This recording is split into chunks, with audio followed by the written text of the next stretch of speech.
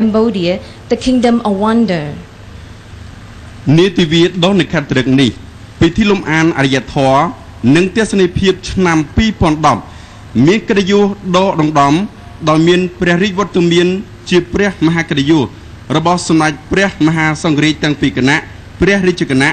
និងព្រះធរានុធរៈគ្រប់ព្រះអង្គជាទីសក្ការៈ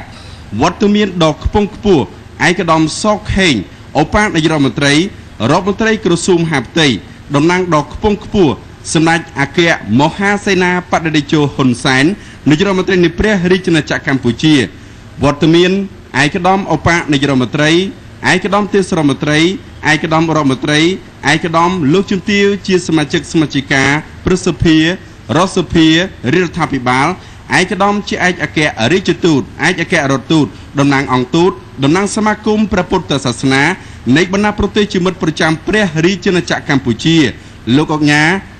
លោកស្រីភ្ញៀវកិត្តិយសជាតិអន្តរជាតិទាំងអស់ដែលមានវត្តមានជាគណៈអធិបតីនិងកិត្តិយសនៅក្នុងពិធីបើកលំអានអរិយធម៌និងទស្សនីយភាពលើកទី 4 ដែលបានប្រព្រឹត្តទៅនិងកំពុងប្រព្រឹត្តទៅយ៉ាងអធិកអធមនាពេលនេះ For this glorious occasion,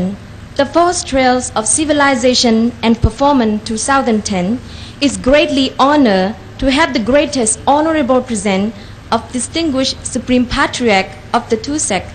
most venerables and venerables, great honor presents of Excellency Saw Kheng, Deputy Prime Ministers, Minister of Interior, the High Representative of Samdech Akia Mahasenapati Techo Hun Sen, the Prime Minister of the Kingdom of Cambodia, the presence of Excellencies, Deputy Prime Ministers, Senior Ministers, Ministers, Excellencies, Lok Chumtio, Member of the Senate,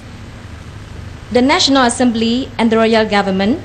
the presence of Excellencies, Ambassadors, Embassy Representative and Representative from Buddhism Association from other friend countries, presence of Lok Oknya, distinguished guests, ladies and gentlemen, and all Buddhists, making this opening ceremony of the Fourth Trails of Civilization and Performance a tremendous event. មុននឹងឈានចូលដល់កម្មវិធីការបង្ហាញនៅទស្សនីយភាពនេះឱកាសនេះទូលព្រះបង្គំខ្ញុំព្រះករុណាខ្ញុំបាទមានកិត្តិយសសូមគោរពអញ្ជើញឯកឧត្តមសោកខេងឧបនាយករដ្ឋមន្ត្រីក្រសួងមហាផ្ទៃតំណាងដ៏ខ្ពង់ខ្ពស់សម្ដេចអគ្គមហាសេនាបតីតេជោហ៊ុនសែននាយករដ្ឋមន្ត្រីនៃព្រះរាជាណាចក្រកម្ពុជាថ្លែងសន្ទរកថាស្វាគមន៍និងបើកកម្មវិធីជាផ្លូវការលំអានអរិយធម៌និងទស្សនីយភាពឆ្នាំ 2010 នាឱកាសនេះសូមគោរពអញ្ជើញ For the commencement of this evening program and to have this event more memorable, it is my great honor to invite His Excellency Deputy Prime Ministers, Minister of Interior, High Representative of Samdech Akia Mahasenapati Techo Hun Sen, the Prime Minister of the Kingdom of Cambodia, to address his welcome speech to mark the opening of the fourth celebration of the Trail of Civilization and Performance. Excellency, please.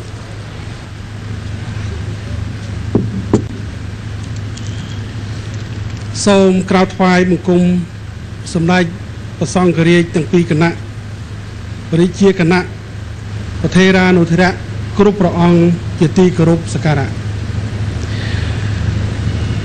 សម្ដេចឯកឧត្តមលោកជំទាវលោកស្រីជាប្រធានប្រតិភូនិងជាប្រមុខ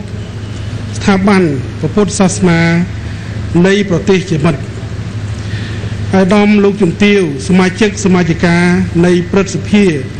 ដ្ឋសភានិងរាជរដ្ឋាភិបាលឯកឧត្តមលោកជំទាវលោកស្រីនិងភ្ញៀវកិត្តិយសជាតិអន្តរជាតិជាទីមេត្រី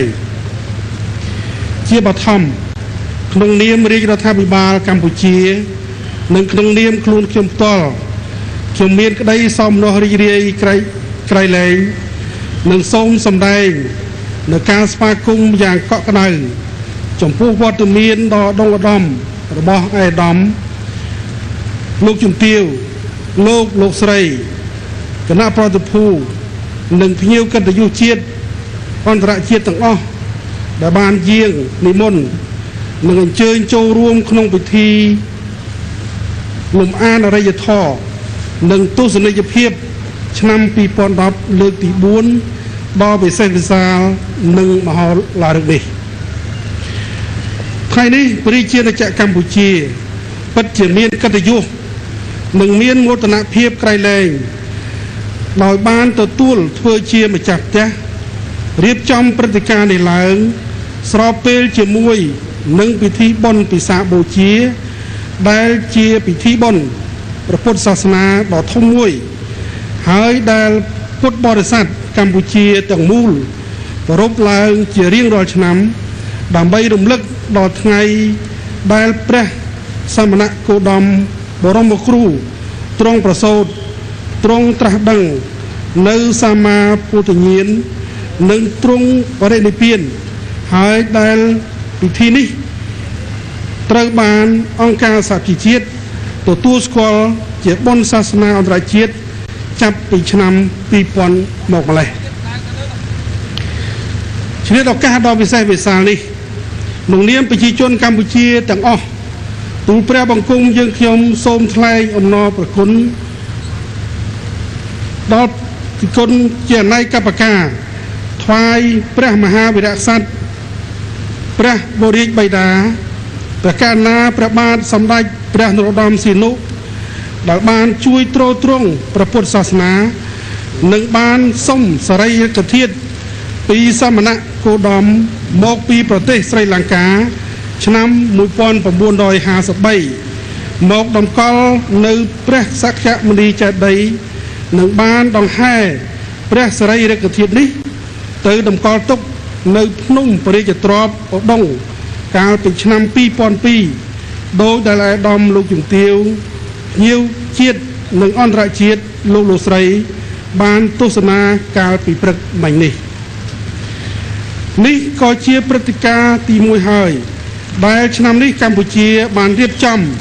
ពិធីបុណ្យពិសាខបូជានៅប្រាសាទបាយ័នខេត្តសៀមរាបផងនិងនៅភ្នំពរាជទ្របផង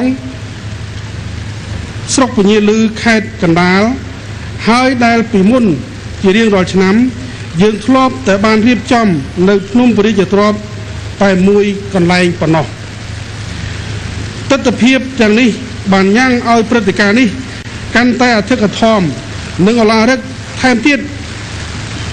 ដោយមានការចូលរួមពីបងប្អូនប្រជាពលរដ្ឋគ្រប់ស្រទាប់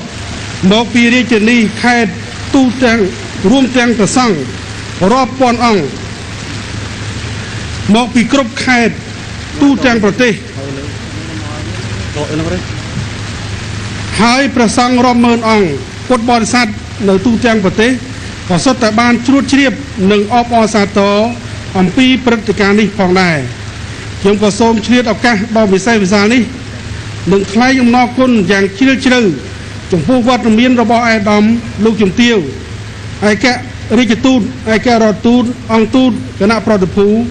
និងប្រតិភូនានាមកពីប្រទេសជាហត្ថលេខីទាំង6និងប្រទេសជាមិត្តផ្សេងទៀត